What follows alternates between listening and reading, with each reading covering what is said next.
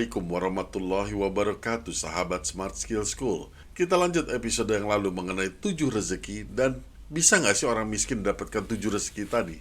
Ustadz, Assalamualaikum, apa kabar? Waalaikumsalam warahmatullahi wabarakatuh. Sehat, berkah, bahagia, insya Allah, amin. Alhamdulillah. Ustadz, ini masih urusan orang miskin nih. Baru pembukaan. Loh iya Ustadz, masih banyak lah yang tanya. Dalam pikiran kita juga, pastilah pahalanya orang kaya lebih banyak daripada orang miskin kan? Secara dia lebih mudah melakukan ibadah yang berpahala. Nah, ini emang seru. Kan dulu namanya definisi sahabat Rasulullah SAW adalah orang-orang yang hidup sezaman dengan Rasulullah SAW dan beriman kepada Rasulullah SAW. Itu semua disebut sahabat.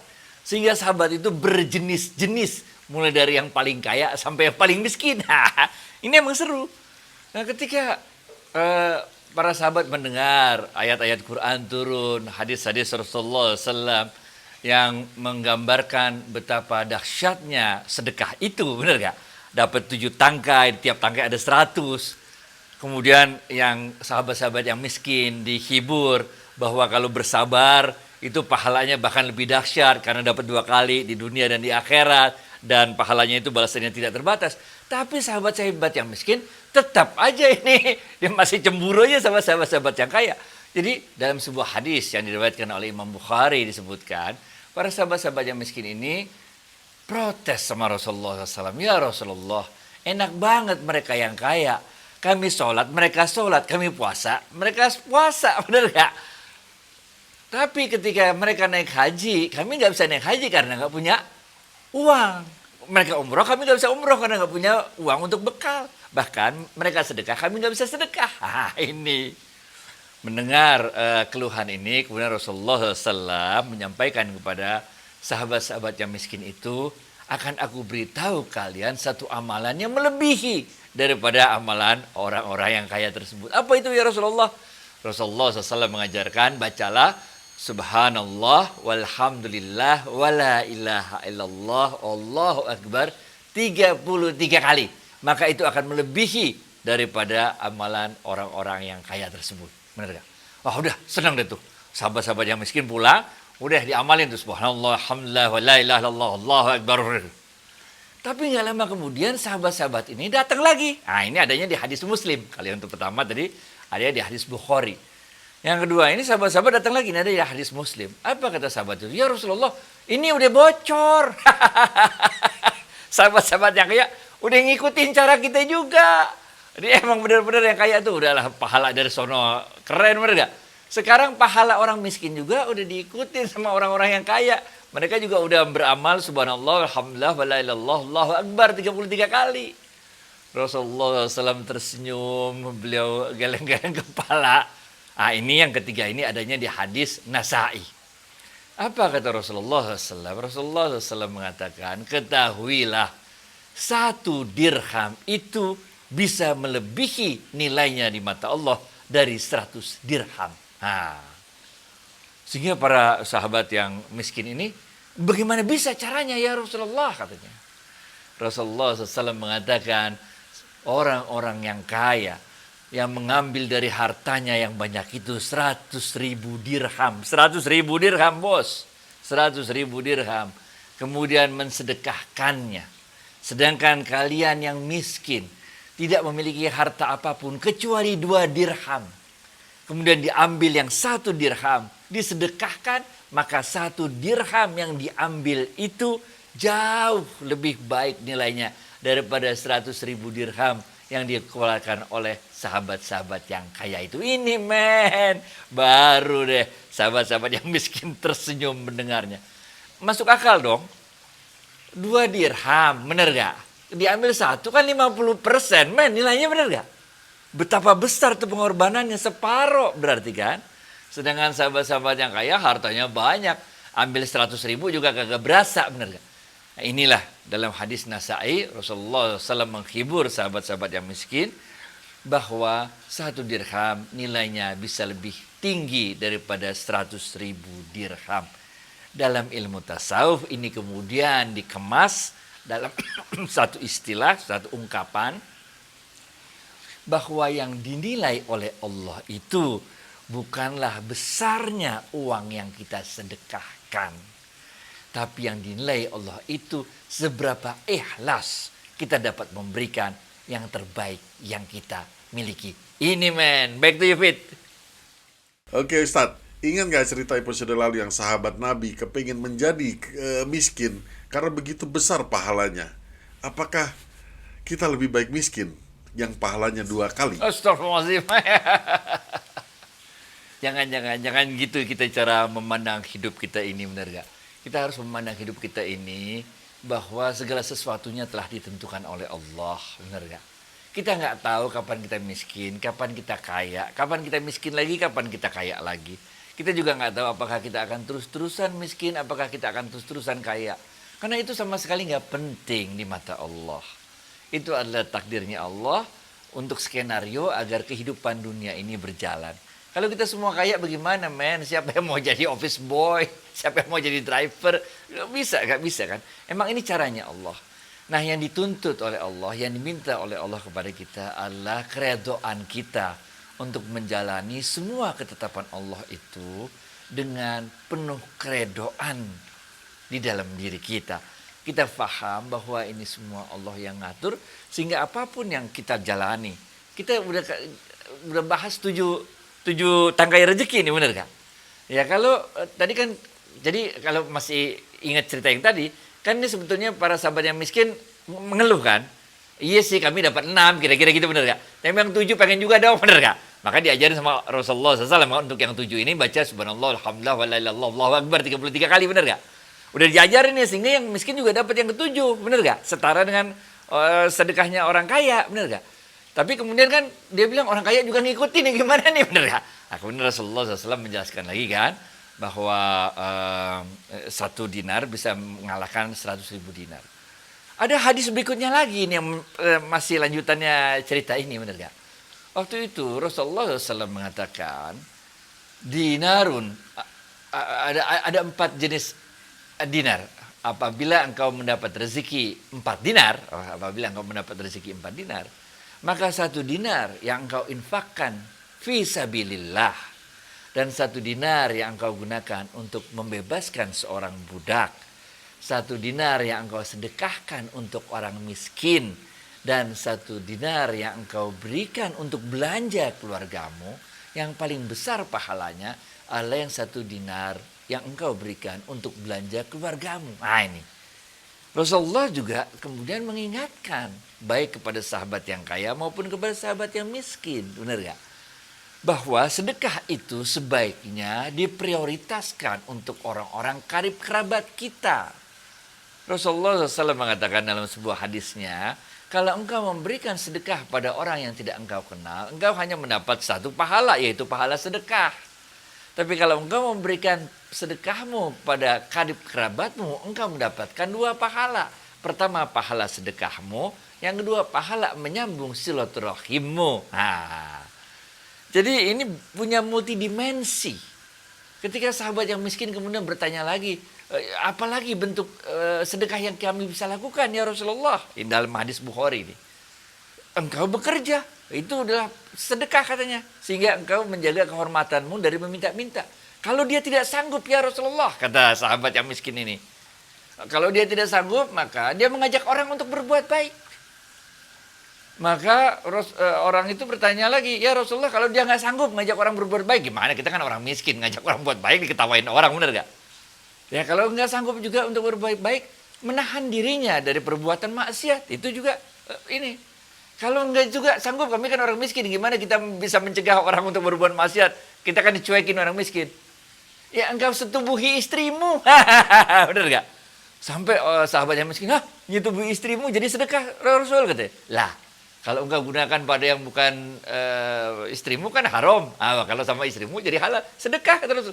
Jadi Rasulullah SAW mengembirakan sahabat-sahabat yang miskin ini, bahwa mereka pun bisa mendapatkan dari tangkai yang ke-7, yaitu tangkai harta. Oke. Baik, David. Nah, ini mungkin akan sama nih, tangkai kebahagiaan bagi semua. Antara kaya dan miskin, Ustaz, sama aja.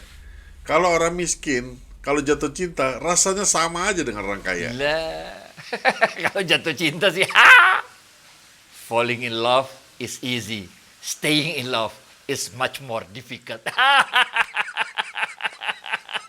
Benar nggak? Benar nggak? Karena kalau jatuh cinta itu bisa kejadian kapan aja, kita nggak tahu. Dan jatuh cinta itu bisa datangnya dari Allah dan bisa juga datangnya itu dari setan. Kalau jatuh cinta, falling in love is easy karena bisa kejadian kapan aja, kita nggak tahu. Sama kayak mimpi ruh apa mimpi nyawa, bener nggak? Tapi staying in love must be from God. Tapi berada tetap dalam cinta itu, itu dari Allah, men. Jadi tadi ngomong apa sih kok jadi cinta-cinta kita? Orang miskin kan juga bisa jatuh cinta, lebih dahsyat. Nah, iya, emang orang kaya doang yang bisa jatuh cinta. Orang miskin juga jatuh cinta, men. Orang miskin bisa bahagia. Bahkan kadang-kadang kebahagiaan orang miskin jauh lebih gampang, lebih simple diperolehnya daripada kebahagiaan orang kaya. Kadang-kadang orang kaya harus jalan-jalan dulu ke Maldives sebenarnya. Kadang-kadang mesti jalan-jalan dulu ke Bali. Kadang-kadang dulu mesti jalan dulu ke Santorini baru berasa bahagia. Orang miskin nggak usah, men. Nengok Monas sudah bahagia, bener gak? Ngelihat air mancur, nyanyi-nyanyi di mall. Jadi kebahagiaan bukanlah sesuatu monopoli orang kaya. Kebahagiaan adalah milik semua orang karena dia merupakan cabang yang terpisah dari cabang harta. Harta is satu hal. Harta rezeki yang paling rendah. Aduh, kagak percaya amat sih. Ustadz, kita bicara lagi tangkai ilmu. Ini kan sulit didapat oleh orang miskin. Maka bagaimana ilmu itu menjadi sebuah rezeki? Memang ada kaitannya antara ilmu dengan biaya yang diperlukan untuk mendapat ilmu. Nah, ini dua hal yang berbeda. Kalau kita nanti dalami cabang ilmu, ini ada macam-macam caranya. Ada ilmu yang kita sebut kalau dalam bahasa kerennya namanya orang-orang yang pinter jalanan gitu, orang smart street nama istilahnya itu. Street smart ya. Orang-orang yang dalam pergaulannya, dalam hidupnya, dia pandai. Tapi ada orang-orang yang pinternya itu akademik smart akademik. Jadi secara akademik dia bagus, hebat, jadi doktor, profesor, segala macam. Tapi dalam kehidupan sehari-hari, dia nggak begitu pinter dalam membawakan diri, bener nggak? Bahkan mereka biasanya bekerja, biasanya kalau kadang-kadang ya, orang-orang yang lewat pinter tuh kurang gaul dia, bener gak? Karena digaulnya sama buku, bener gak? Tapi orang-orang yang sedang-sedang, itu biasanya. Jadi hal lain lagi kalau dalam ilmu psikologi itu ada namanya IQ, ada namanya intellectual quotient, ada namanya emotional quotient, ada namanya spiritual quotient dan lain-lain. Jadi ilmu ini macam-macam lagi, dan kita tahu bahwa banyak juga orang-orang yang miskin berhasil mendapatkan ilmu tersebut. Kita dengar berita ada anak tukang beca, lulus, cum laude, dan sebagainya. Jadi itu membuktikan juga bahwa orang miskin pun asal diberikan akses yang sama, kesempatan yang sama untuk mendapatkan ilmu, biasanya juga berhasil. Ada dua lah biasanya. Orang miskin itu biasanya kreatif, biasanya. Karena kesulitan membuat mereka harus berpikir keras bagaimana menjalani hidup ini sehingga mereka jadi kreatif, biasanya. Sedangkan orang kaya biasanya memiliki wawasan yang luas. Karena kekayaannya itu dia bisa mempunyai akses kemana-mana, bergaul dengan orang luas sehingga dia punya wawasan yang luas. Tapi kadang-kadang nggak kreatif, bener nggak?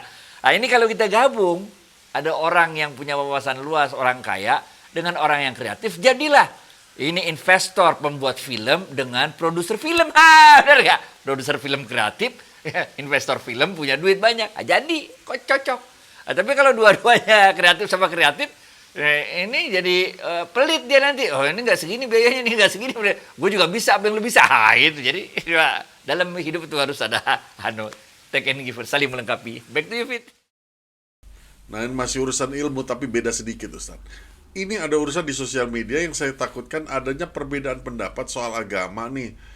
Dari orang-orang ilmunya tapi kita nggak tahu ilmunya sampai mana, pas apa enggak. Jadi Yang mana yang benar agama ini yang malah nggak jelas Ustadz. Ya, ini sekarang keadaan kita memang sedemikian rupa, benar gak? Kalau dulu nih di kalangan para ulama, itu kan kelas dibagi-bagi berdasarkan tingkatan, benar gak? Kalau tingkatan pemula ya pemula, gitu kasih ilmunya, tingkatan menengah, menengah, tingkatan tinggi ya tinggi.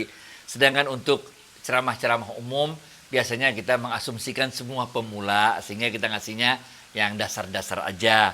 Makanya kalau khutbah Jumat atau ceramah-ceramah umum biasanya kita kasih yang paling dasar aja supaya nggak timbul fitnah, bener nggak? Nah, tapi dalam kemajuan teknologi saat ini, ilmu-ilmu yang tinggi pun bisa diakses melalui YouTube, bener nggak? Jadi ilmu-ilmu yang harusnya didengar oleh orang-orang khusus sekalipun, itu didengar oleh orang-orang yang awam. Ini juga pernah terjadi dulu zaman Bani Abbasiyah. Ini dulu zaman dulu, bener nggak? Sehingga mulailah orang-orang yang awam tiba-tiba lompat belajar ilmu tasawuf misalnya.